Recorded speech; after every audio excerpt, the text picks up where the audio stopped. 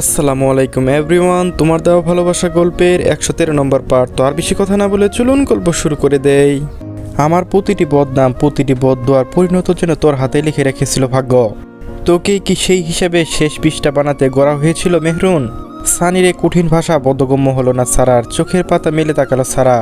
সানির দিকে জিজ্ঞাসা দৃষ্টিতে তাকিয়ে রইল শুধু। সানি জবাব দিল না, শুধু স্থির দৃষ্টিতে তাকিয়ে রইল কাজল মায়াবী চোখ জোড়ার দিকে।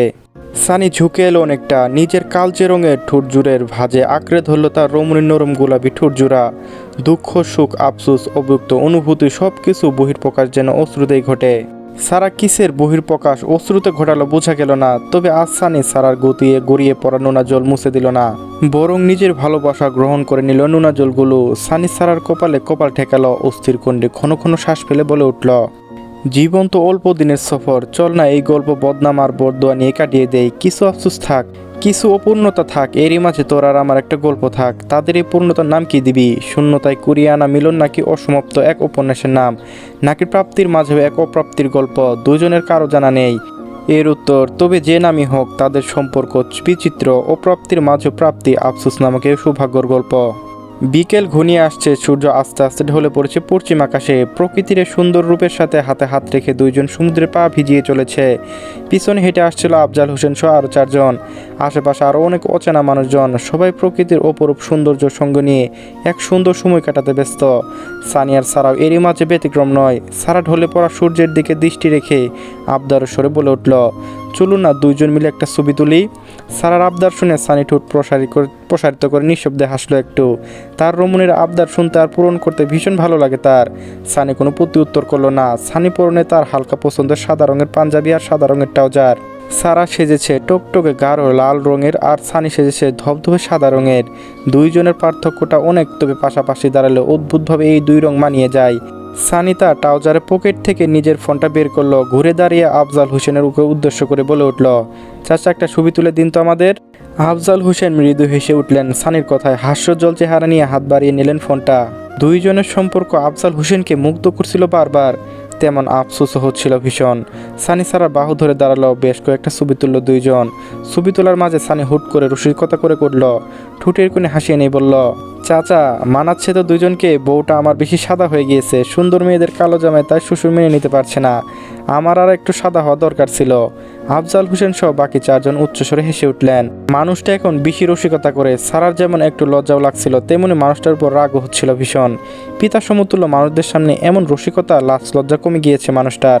সারা কনুই দিয়ে খানিকটা জোরে আঘাত করলো ঠিক সানির পেট বরাবর। সানি হালকা ব্যথা অনুভব করলো, চোখ মুখ কুচকে নিল তৎক্ষণাৎ। ব্যথাতুরু কণ্ঠে বলে উঠল, বিয়াদব মেয়ে, একে তো ঘাড় তেরামি করিস, আবার স্বামীর গায়ে হাত তুলিস, পাপ হবে তোর। সারা সানির দিকে রাগী দৃষ্টিতে ঘুরে তাকালো, এক প্রকার ঝাঁঝালো কণ্ঠে বলে উঠল, জানেন আমার মাঝে মাঝে আপনাকে ভীষণ মারতে ইচ্ছে করে, আগে মারতে পারতাম না কারণ বড় ভাই। পুরো কথা শেষ না করে সারা জিহ্বায় কামড় বসালো। বুঝমান বয়স থেকে কখনো বড় ভাই হিসেবে মানিনি, সম্পর্কের খাতিরে বাধ্য হয়ে বড় ভাই ডাকতে হয়েছে। কেউ ভাই বোন বলে সম্বোধন করলে তার রক্ত গরম হয়ে যেত। সারা মাথা ঝাঁকিয়ে একটু থেমে বলে উঠল, বয়স বড় ছিলেন বলে আর পারছি না স্বামী বলে। সারার এমন কর্মকাণ্ড দেখে সানি গা দলিয়ে উচ্চস্বরে হেসে উঠল। হাসতে হাসতে সারার দিকে একটু ঝুঁকে এসে ধীর কণ্ঠে ঠাট্টা করে বলল, আহারে শোনাবো, কি দুঃখ তোমার, তোমার দুঃখে তোমার স্বামীন পরাণ কান্দে। সারা চোখ তাকিয়ে মাথা উঁচু করে তাকালো সানির দিকে। সানির ঠোঁটের কোণে এখন হাসি লেগেই রয়েছে। সারার দিকে তাকিয়ে নিজস্ব ভঙ্গিতে মোটা ভৌযুগল নাচালো কয়েকবার। সারাকে খেপিয়ে দিয়ে সানি বেশ আনন্দ পায়, তার চেহারায় অঙ্গভঙ্গি দেখে বোঝা যাচ্ছে। দুইজনের খুনসুটি, সানির রসিকতা চলমান। সানি রাগিয়ে দেয়, আবার সানি মান অভিমান ভাঙিয়ে দেয়। বিষয়টি মন্দ লাগছে না দুইজনের কাছে। সময় যেন তাদের প্রতিটা সুন্দর মুহূর্তে পাল্লা ভারী করে দিচ্ছে। সূর্যোদয়ের চারিদিকে ছড়িয়ে পড়া সেই সোনালি রঙের ছটা থেকে শুরু করে সূর্য পশ্চিম দিকে ঢলে পড়া পর্যন্ত প্রতিটা মুহূর্ত যেন সাক্ষী হয়ে রইল তাদের প্রতিটা সুন্দর মুহূর্তের। তখন সন্ধ্যা ঘনিয়ে রাত হয়ে এসেছে। সমুদ্রের পরিবেশ যেমন শান্ত তেমন রোমাঞ্চকর। চাঁদের আলোয় ঢেউগুলো যেমন হাজার সৌন্দর্য নিয়ে খেলা করছে। সানি সারা বসে রয়েছে সমুদ্রের পাড়ে। সারা সানির কাঁধে মাথা এলিয়ে চাঁদের আলোয় ঢেউয়ের সৌন্দর্য খেলা দেখছে। দুইজনই নীরব, মাঝে মাঝে নীরবতা যেন অশ্রুর কথা বলে দেয়। নীরবতা ভাষা ভেঙে কী ভেবে সানি কোমল কণ্ঠে ডাক ছাড়ল, মেহরুন। সারা ঢেউগুলোর দিকে তাকিয়ে ছোটো করে জবাব দিল, কিছু সময়ের জন্য সব মন খারাপের কারণ ভুলে যা। অপূর্ণতা নিয়ে বেশি ভাবলে কুড়িয়ে পাওয়া সুখগুলো তেতো হয়ে যায়, তাই এইসব নিয়ে খুব বেশি ভাবতে নেই। সারা সানির কাঁধে থুতনি ঠেকালো। সানি মুখের দিকে জিজ্ঞাসু দৃষ্টিতে তাকিয়ে রইল শুধু। হয়তো এই দৃষ্টিতে কিছু বোঝাতে চাইল সারা। সানির দৃষ্টি তখন সামনের দিকে, সারার দিকে না তাকে কিছু একটা আন্দাজ করতে পারল সানি। সানি সামনের দিকে দৃষ্টি রেখে আবার বলে উঠল, আমার চাওয়াগুলো নিয়ে শুধু স্বপ্ন বুনতে পারি, বড় জোর ডায়েরির পাতায় লিখে রাখতে পারি, কিন্তু ভাগ্যর খাতায় লেখাও আমাদের সাধ্যের বাইরে।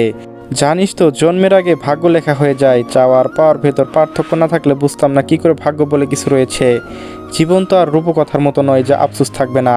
সারা টোলমোলে চোখে সানির মুখের দিকে তাকালো। মানুষটা যেন তাকে সান্ত্বনা দিতে চাইছে, সারা বুঝতে বাকি নেই। সানি এবার ঘাড় ঘুরিয়ে সারার মুখের দিকে তাকালো।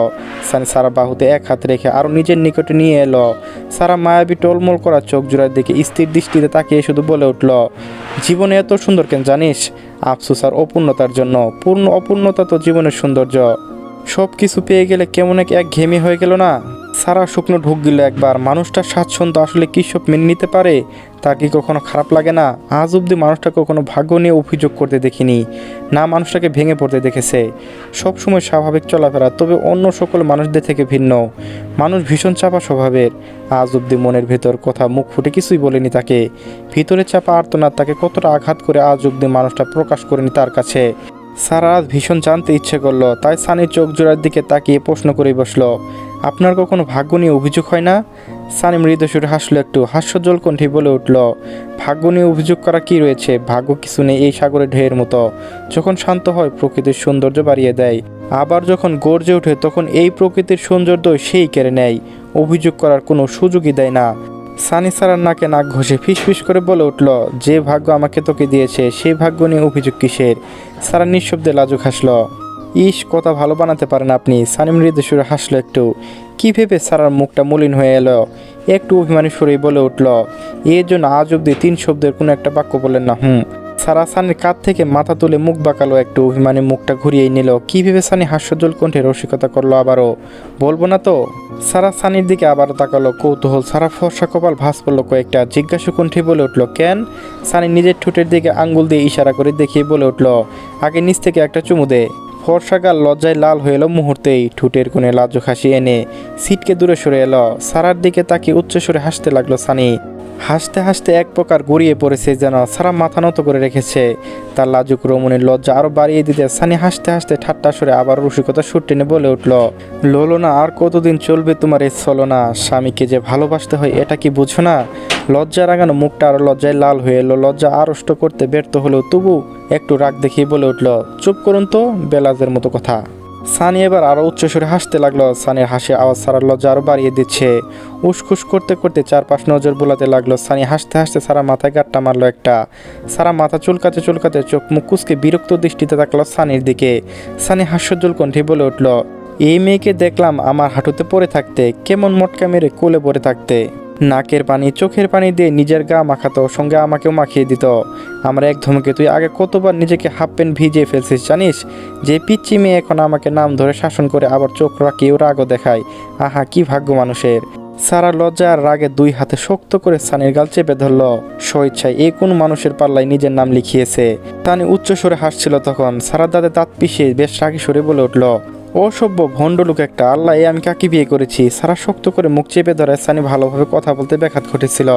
তবু হাস্যজ্জ্বল কণ্ঠে ওই স্পষ্ট সুরে বলে উঠল, বাল্যবিবাহ করতে চেয়েছিলি, অথচ তাকে বিয়ে করে 2 দিনের সংসার না করতে ভুলে গেলি কাকে বিয়ে করেছিস? সারা মুখ ফুলিয়ে জবাব দিল, গিরগিটি একটা। হাসি ঠাট্টা খুনসুটিতে 2 দিন কুয়াকাটার সময়কে এভাবে কাটিয়ে দিল দুইজন। তাড়াতাড়ি ফিরে আসতে যদিও সারা একটু মন খারাপ হয়েছিল, তবু এই 2 দিন প্রতিটা মুহূর্ত এই প্রকৃতির মতোই সৌন্দর্য ছিল। সময় যেন থেমে থাকা নয়, ঘড়ি কাটায় টিকটিক সময় ধরে পার হয়ে যাচ্ছে তার মতো। তাদের রাজকুটিরে ফিরে এসেছে 7 দিন হতে চলল। সারা যেন বিয়ের পর সম্পূর্ণ বদলে গিয়েছে, একদম সংসারিক মেয়ে হয়ে গিয়েছে। কারো দেখে বোঝার কায়দা নেই যে এই মেয়ে সবসময় অগোছালো, দায়িত্বহীন আর দুর্দান্ত ফাঁকিবাজ ছিল। সানি ভীষণ অবাক হয় সারার এমন পরিবর্তন দেখে। হয়তো বিয়ের পর এমন পরিবর্তন হয়ে যায় সবাই, সানিও তো কম পরিবর্তন হয়নি। দায়িত্বশীল হয়েছে আরও। সারার ঘরে প্রতিটা কোণা, প্রতিটা আসবাবপত্র গুছিয়ে রাখে এখন। এলোমেলো যেন এখন চোখের কাটা তার। যদিও রান্না কাজ পারে না, কিন্তু সানি কফি বানিয়ে দেওয়া এই কাজ সানি বলার আগে করে দেয়। সারার হাতে কফি সানি বেশ পছন্দের। সারাদিন সারার একাই সময় পার করতে হয়, তাই সময়টা ভীষণ দীর্ঘ মনে হয় সারার কাছে। যদিও মিনু তার সঙ্গ দেয়, এজন্য খুব বেশি একটা একা মনে হয় না। লাভ বার্ড পাখিটার সঙ্গে সারার বেশ ভালো জমেছে এখন। সারাকে দেখলে নিজস্ব ভঙ্গিতে ডানা ঝাপটে ডাকতে শুরু করে। সারাও সারাদিন একা থাকে, তাই লাভবার্ড পাখিটার সঙ্গ দেয়। সারা সানির কাঁধে আবদার করেছে সময় সুযোগ হলে একটা সঙ্গী আনতে। শায়লা বেগমের সামনে মুখোমুখি হয়ে গেলে দুই একটা কথা হয় দুইজনের। শায়লা বেগমের কথার ধরন বোঝা সে অসন্তুষ্ট। সারা ভীষণ খারাপ লাগে, মায়ের মতো স্নেহ করতো তাকে, অথচ আজ কত বড় দেয়াল। বেশি খারাপ লাগে যখন উপলব্ধি করে এই দেয়ালের জন্য দায়ী সে নিজে। নিজের ভেতর চাপা আর্তনাদগুলো নিজের মাঝেই লুকিয়ে রাখে সারা, সানিকে কখনো বুঝতে দেয় না। ইদানিং সানিকে বেশ ভালো বুঝতে শিখে গিয়েছে সারা। মানুষটার কোনো কিছু বুঝতে না দিলেও তার সঙ্গে হাসি ঠাট্টা মেতে থাকলেও বিষয়গুলো মানুষকে ভীষণ পোড়ায়। এগুলো উপলব্ধি করতে পারে সারা। নিজেকে ভীষণ অপরাধী মনে হয় তার। মানুষটার থেকে জোর করে প্রতিশ্রুতি না নিয়ে আজ হয়তো মানুষটার এমন পরিবর্তন হতো না। মাঝে মাঝে আফসোস হয় সারার, ইস এমন বুঝ যদি আমার থাকতো। মানুষটার প্রতি অনুভূতিগুলো জ্যান্ত কবর দিত সারা, কখনো প্রশ্রয় দিত না। তবে এখন আর সম্ভব নয়, অনেক পথ চলে এসেছে। চলবে, পরবর্তী পার্টও আপলোড দেওয়া হয়ে গেছে, তো সবাই দেখে নেবেন। লিঙ্ক আমার এই video description box, first comment এবং স্ক্রিনও ভেসে উঠবে, সেখানেও ক্লিক করে দেখে নিতে পারেন। ধন্যবাদ।